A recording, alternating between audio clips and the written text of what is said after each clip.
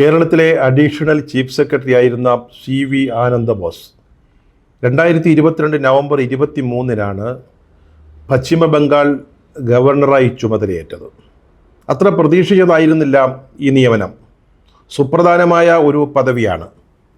പശ്ചിമ ബംഗാൾ എന്ന് പറയുന്നത് ഇന്ത്യയിലെ തന്നെ ഒരു വളരെ പ്രധാനപ്പെട്ട, രാഷ്ട്രീയമായിട്ടും മറ്റ് പല ഘടകങ്ങൾ നോക്കുമ്പോഴും വളരെ പ്രധാനപ്പെട്ട ഒരു സംസ്ഥാനമാണ്. മാത്രമല്ല, പ്രധാനമന്ത്രി നരേന്ദ്രമോദിയോട് പോലും മല്ലടിച്ചു നിൽക്കുന്ന മമതാ ബാനർജി മുഖ്യമന്ത്രിയായ സംസ്ഥാനം. അവിടേക്ക് പരിചയസമ്പന്നനായ ഒരു രാഷ്ട്രീയ നേതാവിനെ ഗവർണറായി അയക്കുന്നതിന് പകരം ഒരു ബ്യൂറോക്രാറ്റിനെ നിയോഗിച്ചതാണ്, പ്രധാനമന്ത്രി മോദി നിയമിച്ചതാണ് ആ തീരുമാനത്തെ വളരെ ശ്രദ്ധേയമാക്കിയത്. അറിയപ്പെടാത്ത സംഘ ബന്ധങ്ങളൊന്നുമില്ലാത്ത ഒരു സിവിൽ സർവീസുകാരൻ എങ്ങനെ പ്രധാനമന്ത്രിയുടെ ഏറ്റവും അടുത്ത ഇഷ്ടക്കാരനായി മാറി, പിന്നീട് എങ്ങനെ അദ്ദേഹം ഗവർണറായി നിയമിക്കപ്പെട്ടു എന്നതൊക്കെ ആദ്യ സമയത്ത് വലിയ കൗതുകമായിരുന്നു. അതേപ്പറ്റി പലർക്കും വലിയ ധാരണകൾ ഉണ്ടായിരുന്നില്ല. അതിനൂതനങ്ങളായ ആശയങ്ങൾ ആവിഷ്കരിക്കുന്നതിലും അത് നടപ്പാക്കുന്നതിലും ആനന്ദബോസ് പ്രദർശിപ്പിച്ച മികവ് അല്ലെങ്കിൽ കഴിവാണ് നരേന്ദ്രമോദിയെ ആകർഷിച്ചത്. ആ വഴിക്കാണ് അദ്ദേഹം പ്രധാനമന്ത്രിയുടെ ഏറ്റവും അടുപ്പക്കാരിൽ, അവരുടെ വലയത്തിൽ ഉൾപ്പെടുന്നത്. കഴിഞ്ഞ ദിവസം കേരളത്തിലെ ചില സിവിൽ സർവീസ് തുടക്കക്കാർ ആളുകളുടെ അല്ലെങ്കിൽ ജനങ്ങളുടെ ശ്രദ്ധ പിടിച്ചു പറ്റുന്നതിന് വേണ്ടി സോഷ്യൽ മീഡിയയിൽ നടത്തുന്ന ചില തരികിടകളെ പറ്റി പറഞ്ഞപ്പോൾ ഒരു മുതിർന്ന കോൺഗ്രസ് നേതാവ് ആനന്ദബോസിനെ കുറിച്ചാണ് പറഞ്ഞത്. ആശയങ്ങളുടെ സമ്പുഷ്ടതയാണ് അദ്ദേഹത്തെ മറ്റ് സിവിൽ സർവീസുകാരിൽ നിന്ന് വേർതിരിച്ചു നിർത്തിയിരുന്നത് എന്ന് അദ്ദേഹം പറയുകയുണ്ടായി. ആ മികവ് തന്നെയാണ് ഇപ്പോൾ ഏറ്റവും ഒടുവിൽ കൽക്കത്തയിലെ ഗവർണർ പദവിയിലേക്ക്, പശ്ചിമ ബംഗാളിലെ ഗവർണർ പദവിയിലേക്ക് അല്ലെങ്കിൽ കൽക്കത്തയിലെ രാജ്ഭവനിലേക്കുള്ള അദ്ദേഹത്തിൻ്റെ വഴി സുഗമമാക്കിയത്. ആനന്ദബോസ് ബംഗാൾ ഗവർണറായപ്പോൾ വലിയ അഭിമാനമാണ് തോന്നിയത്. അതിലൊരു കാരണം ഒരു പത്രപ്രവർത്തകൻ എന്ന നിലയിൽ അദ്ദേഹത്തോടുണ്ടായിരുന്ന ഒരു ചെറിയ അടുപ്പമാണ്. മറ്റൊന്ന്, അദ്ദേഹം ഒരു കേരളീയനാണ് എന്നുള്ളതിലുള്ള അഭിമാനം. പക്ഷേ ഇന്നിപ്പോൾ കൽക്കത്തയിലെ രാജ്ഭവനിൽ ഗവർണർ CV ആനന്ദബോസ് അദ്ദേഹത്തിൻ്റെ തന്നെ പ്രതിമ അനാച്ഛാദനം ചെയ്യുന്നു എന്ന വാർത്ത കേൾക്കുമ്പോൾ സത്യത്തിൽ ലജ്ജ കൊണ്ട് തല കുനിയുകയാണ്.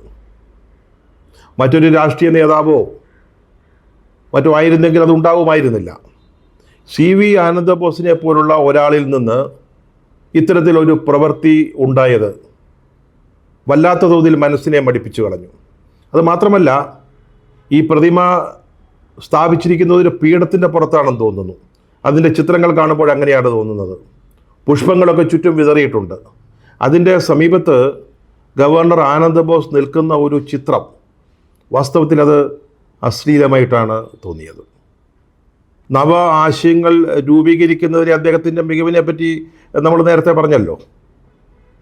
1985 അദ്ദേഹം കൊല്ലം കളക്ടറായിരിക്കുമ്പോഴാണ് നിർമ്മിതി കേന്ദ്രം എന്ന ആശയം അദ്ദേഹം നടപ്പാക്കിയത്.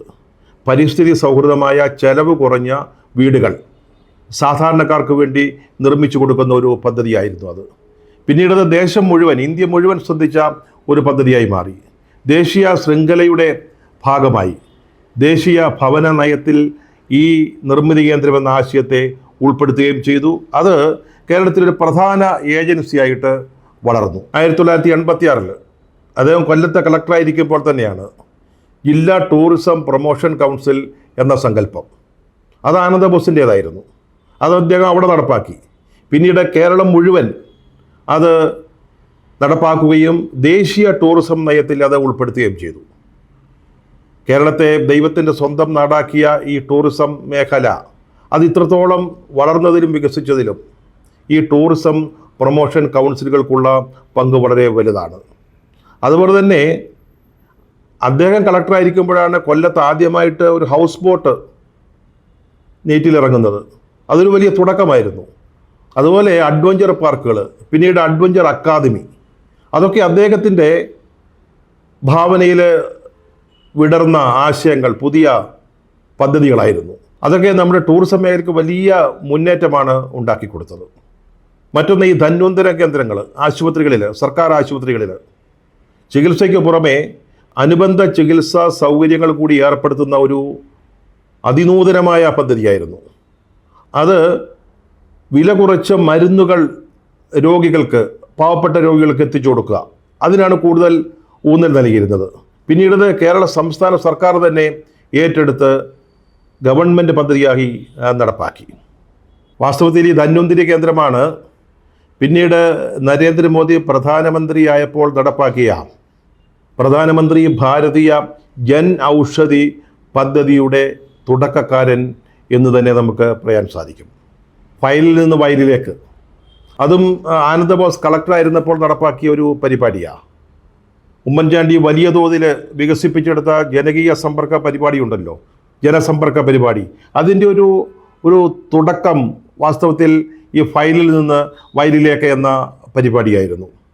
ആളുകളുടെ പ്രശ്നപരിഹാരത്തിനായി ജനങ്ങളിലേക്ക് ഇറങ്ങിച്ചെല്ലുന്ന ആ പദ്ധതി അത് വലിയ തോതിൽ ജനശ്രദ്ധയെ ആകർഷിക്കുകയുണ്ടായി. പിന്നീട് കേരളം മുഴുവൻ ഏറ്റെടുത്ത ഈ ഗ്രാമോത്സവം അദ്ദേഹം സബ് കളക്ടറായിരുന്നപ്പോൾ തുടങ്ങിയ പദ്ധതിയാണ്. അതുപോലെ തന്നെയാണ് റേഷൻ കാർഡ് ലോണ്. കൊല്ലം ജില്ലയിലെ പാവപ്പെട്ടവരായ മത്സ്യത്തൊഴിലാളികൾക്ക് തൊഴിലില്ലാതെ വരുമ്പോൾ അവർ കൊള്ളപ്പലിശയ്ക്ക് വായ്പ എടുക്കുന്ന വല്ലാത്തൊരു അവസ്ഥയുണ്ടായിരുന്നു. അവരെ വല്ലാതെ ബുദ്ധിമുട്ടിലാക്കിക്കുന്ന ഒരു പ്രശ്നമായിരുന്നു. അതിന് പകരമായിട്ട് റേഷൻ കാർഡിന് പകരമായിട്ട് മൈക്രോ ഫൈനാൻസ്, ചെറിയ സാമ്പത്തിക സഹായങ്ങൾ, വായ്പകൾ നൽകുന്ന ഒരു പദ്ധതി, റേഷൻ കാർഡ് ലോൺ. തൊഴിലാളികൾക്കിടയിലെ ഒരു സുസ്ഥിര വികസന പദ്ധതിയായിട്ടാണ് അദ്ദേഹം ലേബർ അജണ്ട എന്ന് പറയുന്ന ഒരു പ്രൊജക്റ്റ് ആവിഷ്കരിച്ച് നടപ്പാക്കിയത്. പിന്നീട് അത് ആഗോളതലത്തിലുള്ളൊരു മാതൃകാ പദ്ധതിയായിട്ട് ഐക്യരാഷ്ട്രസഭ തന്നെ അംഗീകരിക്കുകയുണ്ടായി. 2014 മാർച്ചിലാണ് പ്രധാനമന്ത്രി നരേന്ദ്രമോദി ഒരു കൂടിക്കാഴ്ചയ്ക്കായിട്ട് ആനന്ദബോസിനെ വിളിക്കുന്നത്. അത് എല്ലാവർക്കും താങ്ങാവുന്ന, സാമ്പത്തികമായിട്ട് താങ്ങാവുന്ന ഒരു ഭവന നിർമ്മാണ പദ്ധതിയെക്കുറിച്ച് ആലോചിക്കുന്നതിനായിരുന്നു. അതിൻ്റെ അടിവേരുകൾ അദ്ദേഹം തന്നെ ആരംഭിച്ച ഈ നിർമ്മിതി കേന്ദ്രങ്ങളായിരുന്നു. അതിനുശേഷമാണ് പ്രധാനമന്ത്രിയും ആനന്ദബോസും തമ്മിലുള്ള ബന്ധം വളരെ ശക്തിപ്പെടുന്നത്. പല പദ്ധതികളിലും അവരെ സഹകരിച്ച് പ്രവർത്തിച്ചിട്ടുണ്ട്. അദ്ദേഹത്തിൻ്റെ മികവ് പ്രധാനമന്ത്രി മനസ്സിലാക്കി. അങ്ങനെയാണ് അദ്ദേഹം പശ്ചിമ ബംഗാളിൽ ഗവർണറാവുന്നത്. അതിനു മുമ്പ് അദ്ദേഹം പല UN പദവികളിൽ ഇരുന്നിട്ടുണ്ട്, അവരുടെ ഉത്തരവാദിത്തങ്ങൾ നിർവഹിച്ചിട്ടുണ്ട്. സിവിൽ സർവീസിലായിരിക്കുമ്പോൾ അദ്ദേഹത്തിന് വലിയ രാഷ്ട്രീയ ബന്ധങ്ങൾ എന്തെങ്കിലും ഉള്ളതായി എനിക്ക് തോന്നിയിട്ടില്ല. പറഞ്ഞല്ലോ, അത്യാവശ്യം അടുപ്പം ഉണ്ടായിരുന്നു. പക്ഷേ മനസ്സുകൊണ്ട് അദ്ദേഹം കോൺഗ്രസ്സിനോട് അടുത്തു നിന്നിരുന്ന, അല്ലെങ്കിൽ കോൺഗ്രസ് ആശയങ്ങളോട് അടുത്തു നിന്നിരുന്ന ഒരാളാണ് എന്നാണ് ഞാൻ വിലയിരുത്തിയിട്ടുള്ളത്. പക്ഷേ അദ്ദേഹം കൽക്കത്തയിലെത്തിയതോടെ, അല്ലെങ്കിൽ ഗവർണറായതോടെ, അദ്ദേഹം ഒരു സമ്പൂർണ്ണ, എല്ലാ അർത്ഥത്തിലുമുള്ള ഒരു സംഘപരിവാരകാരനായി മാറുകയാണ് ഉണ്ടായത്. ഒരു ബ്യൂറോക്രാറ്റ് എന്ന നിലയിൽ അദ്ദേഹം മുഖ്യമന്ത്രി മമതാ ബാനർജിയുമായി ഒരു സമന്വയത്തിന്, അല്ലെങ്കിൽ ഒരു കൺസെൻസസിന് ശ്രമിക്കുമെന്നൊക്കെയാണ് ആദ്യം കരുതിയത്. എന്നാൽ ഏതാണ്ട് തുടക്കം മുതൽ തന്നെ CV ആനന്ദബോസ് മുഖ്യമന്ത്രി മമതാ ബാനർജിയുമായി സംഘർഷത്തിൻ്റെ പാത തിരഞ്ഞെടുക്കുന്നതാണ് കണ്ടത്. അത് വളരെ ശക്തമായി. ഒടുവിൽ മുഖ്യമന്ത്രിക്കെതിരെ ഗവർണർ മാനനഷ്ട കേസ് കൊടുക്കുന്നിടത്തോളം അത് എത്തി. ലേഡി മാക്ബത്ത് എന്ന് മുഖ്യമന്ത്രി മമതാ ബാനർജിയെ CV ആനന്ദബോസ് വിളിച്ചു. സ്ത്രീകൾക്ക് സുരക്ഷാബോധത്തോടെ കടന്നു ചെല്ലാവുന്ന ഒരിടമല്ല രാജ്ഭവൻ, അല്ലാതെ അങ്ങനെ ആയിരിക്കുന്നു എന്ന മമതാ ബാനർജിയുടെ പ്രസ്താവനയാണ് മാനനഷ്ട കേസിന് കാരണമായത്. അന്ന് മമതാ ബാനർജി പറഞ്ഞത് സ്ത്രീകൾ not feeling safe visiting Raj Bhavan എന്നാണ്. അതിനൊരു പശ്ചാത്തലമുണ്ട്. രാജ്ഭവൻ്റെ ഒരു സ്ത്രീ പീഡിപ്പിക്കപ്പെട്ടതായി അവിടുത്തെ ഒരു ജീവനക്കാരി പരാതി കൊടുത്തിരുന്നു, പോലീസിൽ പരാതി കൊടുത്തിരുന്നു. അതിനെ തുടർന്നാണ് മുഖ്യമന്ത്രിയുടെ ഭാഗത്തു നിന്ന് ഇതുപോലൊരു പരാമർശമുണ്ടായതും ഗവർണർ അവർക്കെതിരെ മാനനഷ്ട കേസ് കൊടുത്തതും. ഒടുവിൽ ഗവർണർ മുഖ്യമന്ത്രിക്കെതിരെ ഒരു സോഷ്യൽ ബോയ്ക്കോട്ട് തന്നെ പ്രഖ്യാപിച്ചു. അതായത് മുഖ്യമന്ത്രി പങ്കെടുക്കുന്ന ഒരു പരിപാടിയിലും താൻ സംബന്ധിക്കില്ല എന്ന് അദ്ദേഹം പരസ്യമായിട്ട് ഒരു വോയിസ് മെസ്സേജിലൂടെ സംസ്ഥാനത്തെ അറിയിച്ചു, അല്ലെങ്കിൽ ജനങ്ങളെ അറിയിച്ചു. അതിനുശേഷം അദ്ദേഹം പങ്കെടുത്തിട്ടുണ്ടോ എന്ന് എനിക്കറിഞ്ഞുകൂടാ, അത് വ്യക്തവുമല്ല. പക്ഷേ ഒരു ഗവർണർക്ക് എങ്ങനെയത് പറയാൻ കഴിയും? അന്ന് വലിയ ചർച്ചാ വിഷയമായ ഒരു പ്രസ്താവനയായിരുന്നു അത്. സംസ്ഥാനത്തെ ഭരണത്തലവനാണ് ഗവർണർ. അപ്പോൾ എങ്ങനെ ഒരു മുഖ്യമന്ത്രി പങ്കെടുക്കുന്ന പരിപാടികളിൽ നിന്ന് അദ്ദേഹത്തിന് വിട്ടു നിൽക്കാൻ സാധിക്കും? അങ്ങനെ ഒരു ഗവർണർക്ക് പറയാൻ സാധിക്കുമോ? അങ്ങനെയുള്ള സംശയങ്ങൾ അന്ന് ഉയർന്നിരുന്നതാണ്. ഏറ്റവും ഒടുവിലാണ് ഗവർണർ അദ്ദേഹത്തിൻ്റെ പ്രതിമ, സ്വന്തം പ്രതിമ അനാച്ഛാദനം ചെയ്തു എന്നൊരു ആരോപണം ഉയരുന്നത്, അല്ലെങ്കിൽ ഒരു പരാതി ഉണ്ടാവുന്നത്. ഇന്ത്യൻ മ്യൂസിയവുമായി ബന്ധപ്പെട്ട് പ്രവർത്തിക്കുന്ന പാർസോ സാഹ എന്ന് പറയുന്ന ഒരു ശില്പിയാണ് ഗവർണറുടെ ഈ പ്രതിമ ഉണ്ടാക്കിയത്. അത് ഗവർണർക്ക് അദ്ദേഹം സമ്മാനിക്കുന്നു. അത് അനാച്ഛാദനം ചെയ്ത ചടങ്ങ് സംഘടിപ്പിച്ചത് ഈ ഇന്ത്യൻ മ്യൂസിയം ആയിരുന്നു. ഇന്ത്യൻ മ്യൂസിയം എന്ന് പറയുന്നത് ഏഷ്യയിലെ തന്നെ ഏറ്റവും വലിയ, ഏറ്റവും പഴക്കമുള്ള മ്യൂസിയമാണ്. അത് കേന്ദ്ര കൾച്ചറൽ ഡിപ്പാർട്ട്മെൻറ്റിൻ്റെ കീഴിൽ പ്രവർത്തിക്കുന്നതാണ്. അവരാണ് ഈ ചടങ്ങ് സംഘടിപ്പിച്ചത്. അതിനുശേഷം അവർ സോഷ്യൽ മീഡിയ പ്ലാറ്റ്ഫോമായ എക്സിൽ ഇതിൻ്റെ വിശദാംശങ്ങളും ഇതിൻ്റെ ചിത്രങ്ങളും നൽകുകയും ചെയ്തു. അതിലവർ, ഇന്ത്യൻ മ്യൂസിയം പറഞ്ഞത്, ഹിസ് എക്സലൻസി ഗവർണർ തന്നെയാണ് ഈ പ്രതിമയുടെ അനാച്ഛാദനം നിർവഹിച്ചത് എന്നാണ്. ഇത് പശ്ചിമ ബംഗാളിൽ വലിയ വിവാദമായി. പ്രതിപക്ഷം ആഞ്ഞടിച്ചു.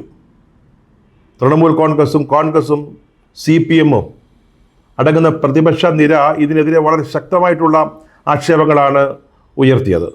ഇനി ഗവർണർ അദ്ദേഹത്തിൻ്റെ പ്രതിമയ്ക്ക് ഹാരാർപ്പണം ചെയ്യുമോ എന്ന് തൃണമൂൽ കോൺഗ്രസിൻ്റെ വക്താവായ ജയപ്രകാശ് മജുംദാർ ചോദിച്ചു. വാസ്തവത്തിൽ കേട്ടാൽ തൊലി ഉരിഞ്ഞു പോകുന്നൊരു ചോദ്യമായിരുന്നു അത്. മറ്റ് പ്രതിപക്ഷ കക്ഷികളും ഇതിനെ ശക്തമായിട്ട് വിമർശിച്ചു. നാണക്കേട്, അധമം എന്നാണ് മുൻ മുഖ്യ തെരഞ്ഞെടുപ്പ് കമ്മീഷണറായ SY ഖുറേഷി ഈ അനാച്ഛാദന ചടങ്ങിനെ വിവരിച്ചത്. ഡെസ്പിക്കബിൾ ഇഗോ. ഇത് വലിയ വിവാദമായതോടെ രാജ്ഭവൻ ഒരു നിഷേധക്കുറിപ്പൊക്കെ ഇറക്കി. സാഹ എന്ന് പറയുന്ന ഈ ശില്പി നൽകിയ സംഭാവന ചെയ്ത ഒരു പ്രതിമ മാത്രമാണിത്. അതിനെ മൂടിയിരുന്ന ആ തുണിയൊന്ന് മാറ്റി നോക്കി എന്നതിനപ്പുറത്തൊന്നും സംഭവിച്ചില്ല എന്ന മട്ടിലാണ് ഈ പത്രക്കുറിപ്പ് ഉണ്ടായത്. അതുമാത്രമല്ല, ഇത് 2 വർഷക്കാലം സംസ്ഥാനത്തിന് അസാധാരണമായ മികവോടുകൂടി നേതൃത്വം നൽകിയതിന് ഭരണത്തലവൻ എന്ന നിലയിൽ അതിനുള്ളൊരു ചെറിയ ഉപകാരം എന്ന നിലയിൽ നൽകിയ സമ്മാനമാണെന്നും പത്രക്കുറിപ്പിൽ വിശദീകരിച്ചിരുന്നു. സാധാരണക്കാരനായ ഒരാളുടെ, അതായത് ഈ ശില്പിയുടെ, അദ്ദേഹത്തിൻ്റെ ഒരു ആഗ്രഹം നിവൃത്തി ബഹുമാനപ്പെട്ട ഗവർണർ വളരെ കാരുണ്യപൂർവ്വം നിർവഹിക്കുകയാണ് എന്നാണ് രാജ്ഭവൻ പുറത്തിറക്കിയ ഈ പ്രസ്താവനയിൽ പറഞ്ഞിരുന്നത്. പക്ഷേ അതിനു മുമ്പ് തന്നെ ഇന്ത്യൻ മ്യൂസിയത്തിൻ്റെ ചിത്രങ്ങളും അവരുടെ വിവരണവും പുറത്തു വന്നിരുന്നു. അവർ തന്നെ കൃത്യമായിട്ട് പറഞ്ഞിരുന്നു, ഹിസ് എക്സലൻസി ഗവർണർ തന്നെയാണ് ഇതിൻ്റെ അനാച്ഛാദനം നിർവഹിച്ചതെന്ന്. അതോടെ രാജ്ഭവൻ്റെ ഈ വിശദീകരണത്തിന് വേണ്ടത്ര സ്വീകാര്യത ലഭിച്ചുമില്ല. ആനന്ദബോസിൻ്റെ ഈ പ്രതിമ അനാച്ഛാദനത്തിൻ്റെ വാർത്ത കേട്ടപ്പോൾ പെട്ടെന്ന് മനസ്സിലെത്തിയ ഒരു ചിത്രം നമ്മുടെ റെയിൽവേ സ്റ്റേഷനുകളിൽ ഇപ്പോൾ സ്ഥാപിച്ചിരിക്കുന്ന PM സെൽഫി പോയിൻറ്റുകളാണ്. പ്രധാനപ്പെട്ട സ്റ്റേഷനുകളിലൊക്കെ അതുണ്ട് കേട്ടോ. അവിടെ നമ്മുടെ പ്രധാനമന്ത്രിയുടെ ഒരു ചിത്രം, ഒരു കട്ടൗട്ട് പോലെ ഒരു സാധനമാണ്, അതവിടെ ഫിക്സ് ചെയ്തിരിക്കുക. നമുക്ക് വേണമെങ്കിൽ ആ ചിത്രത്തോടൊപ്പം നിന്നിട്ട് ഒരു സെൽഫി എടുക്കാം, എന്നിട്ട് സായുജ്യമടയുകയും ചെയ്യാം. അതോടെ നമ്മുടെ പ്രശ്നങ്ങളെല്ലാം തീരും. പട്ടിണിയും പരിവട്ടവും തൊഴിലില്ലായ്മയും എല്ലാം അവസാനിക്കും. ഇത്തരത്തിലുള്ളൊരു സ്ഥിരം സെൽഫി പോയിൻ്റ് നിർമ്മിക്കുന്നതിന് 6.25 ലക്ഷം രൂപ ചിലവുണ്ട് എന്നാണ് സെൻട്രൽ റെയിൽവേ വിവരാവകാശ നിയമം അനുസരിച്ചുള്ള ഒരു ചോദ്യത്തിന് മറുപടിയായി പറഞ്ഞത്. ഒരു താൽക്കാലിക പോയിൻ്റ് ആണെങ്കിൽ, സെൽഫി പോയിൻ്റ് ആണെങ്കിൽ അതിന് 1.25 ലക്ഷം രൂപ, 1.25 ലക്ഷം രൂപയാണ് ചിലവ് വരിക. ഈ പ്രതിമ അനാച്ഛാദന വിവാദം കേട്ടപ്പോൾ, അതിൻ്റെ ചിത്രമൊക്കെ കണ്ടപ്പോൾ ഈ സെൽഫി പോയിൻറ്റിനെ കുറിച്ചാണ് ഓർത്തുപോയത്. പ്രിയപ്പെട്ട CV ആനന്ദബോസ് ഒരു കാര്യം ഓർക്കേണ്ടതുണ്ട്. അതായത് ഇനിയും അദ്ദേഹത്തിനുള്ള വഴികൾ വളരെ വിശാലമാണ്. ഇനി അദ്ദേഹത്തിന് ഉപരാഷ്ട്രപതിയാകാം, പിന്നീട് വേണമെങ്കിൽ രാഷ്ട്രപതിയാകാം. ഇപ്പോഴത്തെ ഉപരാഷ്ട്രപതി ജഗദീപ് ധൻഖർ നേരത്തെ പശ്ചിമ ബംഗാൾ ഗവർണറായിരുന്നു. അവർ മുഖ്യമന്ത്രി മമതാ ബാനർജിയുമായി നല്ലപോലെ പൊരുതുകയും ഓട്ടം തികയ്ക്കുകയും വിശ്വാസം കാക്കുകയും ചെയ്ത ഒരാളാണ്. ആ വഴിയിലൂടെ ഇനിയും ആനന്ദബോസിന് വളരെയേറെ മുന്നേറാനുള്ള അവസരങ്ങളുണ്ട്. പക്ഷെ ഒരു കാര്യം ഓർക്കണം, നമ്മുടെ പ്രധാനമന്ത്രി മോദി അദ്ദേഹത്തിൻ്റെ കട്ടൗട്ടുകൾ വെച്ചുകൊണ്ടുള്ള ഈ സെൽഫി പോയിൻ്റൊക്കെ അദ്ദേഹത്തിന് ഇഷ്ടപ്പെടും. പക്ഷേ മറ്റൊരാളുടെ ചിത്രവുമായി വേറെ സെൽഫി പോയിൻ്റുകൾ വരുന്നത് അദ്ദേഹം ഒരിക്കലും സമ്മതിച്ചു കൊടുക്കുകയില്ല. എൻ്റെ ഫിഗർ, എൻ്റെ ഫുൾ ഫിഗർ, എൻ്റെ മാത്രം ഫുൾ ഫിഗർ, അത് മറക്കരുത്.